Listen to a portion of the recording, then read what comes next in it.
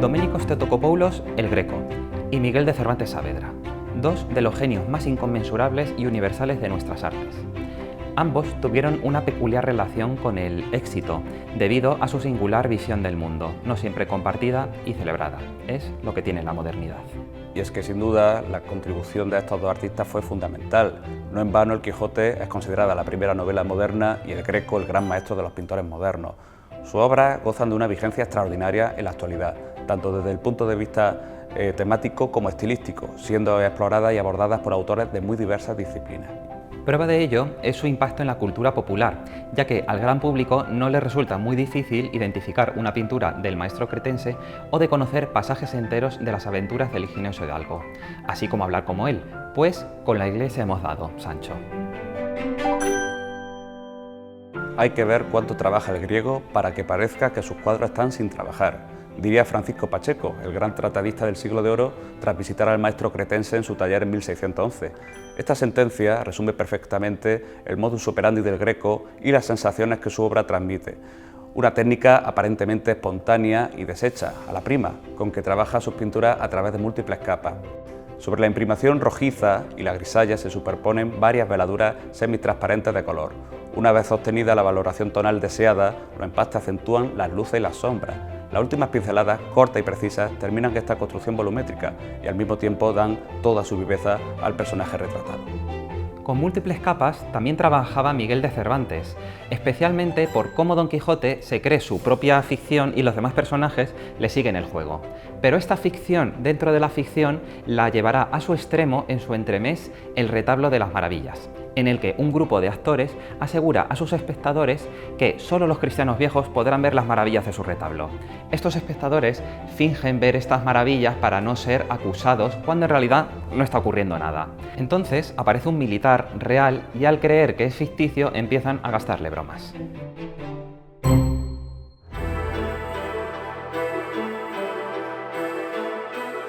La obra de un artista nace de su genio y técnica, pero también de sus vivencias, de los sitios que ha conocido y las personas que ha encontrado. Tanto Cervantes como el Greco fueron grandes viajeros, moviéndose en torno al Mediterráneo y recogiendo en cada etapa elementos que después vemos reflejados en su manera de escribir y pintar. Estas influencias fueron una pieza más que nos ayuda a entender la modernidad de sus obras. El Greco nació en Candía, la actual Heraclión en Creta, en 1541. La isla se encontraba entonces bajo el dominio de la República de Venecia, por lo que no debes extrañar que a los 26 años se trasladara a esta ciudad. Cervantes nace en Alcalá de Henares, 6 años después que el Greco, y con su familia se trasladará primero a Córdoba y después a Sevilla.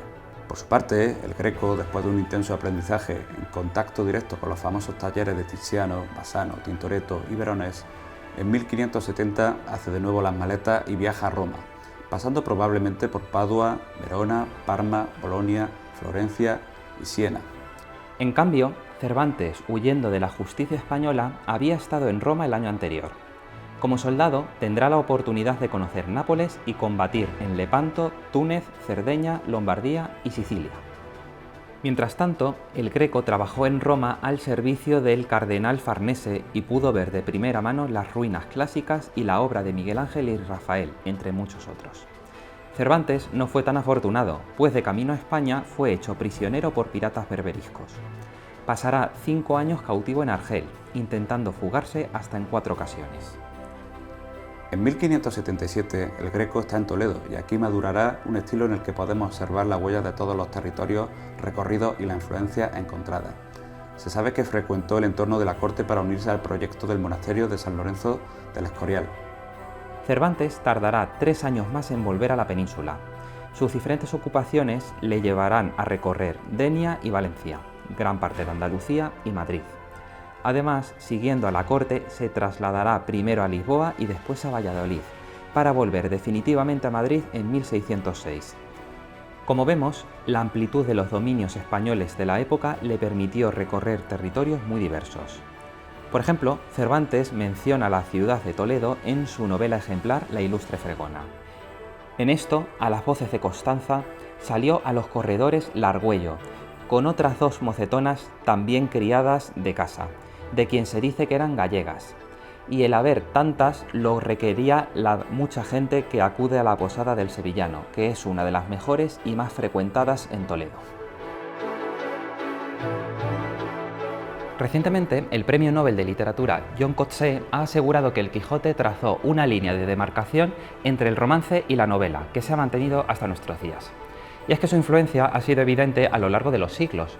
Pongamos un ejemplo. En la segunda parte del Quijote, el hidalgo sabe que la primera parte de su historia ha sido publicada por el historiador llamado Cid Hamete Benengeli, y el propio Cervantes se presenta como un mero transmisor dentro de la novela. En la Edad de Plata española, Miguel de Unamuno retorcerá aún más esta idea en Niebla. Su protagonista, Augusto, descubre que es un personaje de ficción ideado por Unamuno y negocia con el mismísimo escritor otro final para su historia. En esta intrigante conversación, Augusto incluso le cuestiona a Unamuno su propia existencia y le dice: «Bueno, pues no se incomode tanto si yo a mi vez dudo de la existencia de usted y no de la mía propia. Vamos a cuentas, ¿no ha sido usted el que no una, sino varias veces ha dicho que Don Quijote y Sancho son no ya tan reales, sino más reales que Cervantes?» Por su parte, el arte del Greco tardó 3 siglos en ser comprendido, pero una vez rescatado del olvido por los románticos franceses, brindó a Picasso las claves para romper definitivamente con el arte clásico y la representación bidimensional propugnada desde el Renacimiento. Si bien su aportación va mucho más allá, su influencia se desborda en otras vanguardias. En el expresionismo, artistas como Egon Schiele, Modigliani o Giacometti alargan y torsionan su figura en busca de una dimensión patética y nihilista de la existencia, no muy alejada del desesperado recogimiento espiritual de los santos grequianos, o en el fauvismo, cuyo uso subjetivo del color ya lo encontramos en la obra del Greco. Asimismo, la influencia del maestro cretense traspasa las fronteras de otras artes, como es el cine, en el cual uno de sus grandes autores, Sergei Eisenstein, director del acorazado Potemkin, consideró al Greco como el padre del montaje cinematográfico.